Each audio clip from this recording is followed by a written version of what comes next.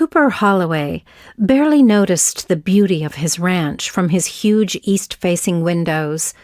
The grass had already turned brown, and tumbleweeds spotted the prairie like ghostly Christmas bulbs scattered across the ground.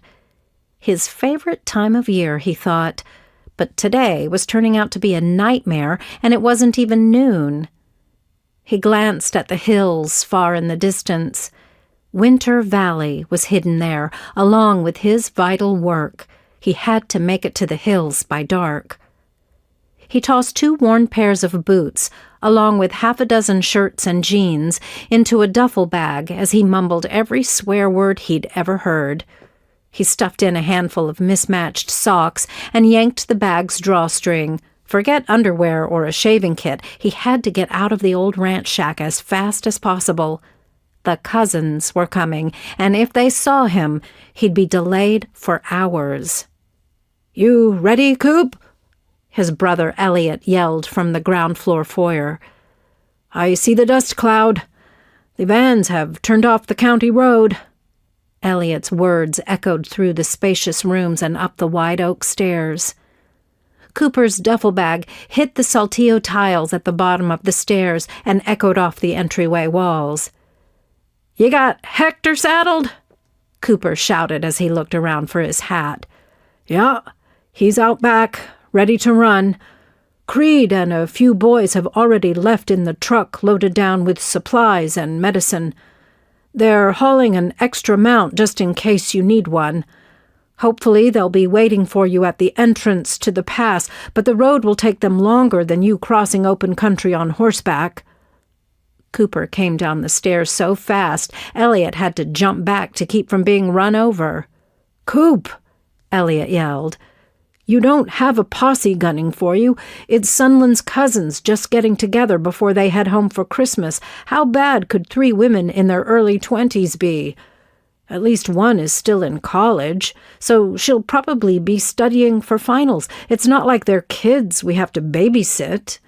When they planned the visit, they picked the ranch so they could see Sunland, not us. Now, with Sunland's father ill, who knows if she'll even make it in before the cousins have to leave. Griffin said they're all drop-dead gorgeous and can't wait to see you again." "College? The redhead is taking her senior year for the 3rd or 4th time, which leaves me to believe she's probably not into studying." Cooper picked up his bag. "They think I'm the ranch pet. Last time I saw them, one of them actually scratched my ear. I took Sunland into the family when Griffin married her, but I refused to accept the rest of her kin. They can't be that bad." Elliott's attempt to look on the bright side wasn't even working on Elliott himself. He looked as miserable as Cooper felt. "If you ever left the ranch, big brother, you'd learn what women are like these days." Elliott shook his head. "I've got too much work to do to travel around talking to women I have nothing in common with." "Good. Now you can entertain them right here. I took my turn at the stock show last summer. I'm not doing it again. Just because they're closer to my age doesn't mean I'm the one who has to be sacrificed to my sister-in-law's crazy relatives." He stormed toward the back door. "I met them in Fort Worth, having no idea what I was in for.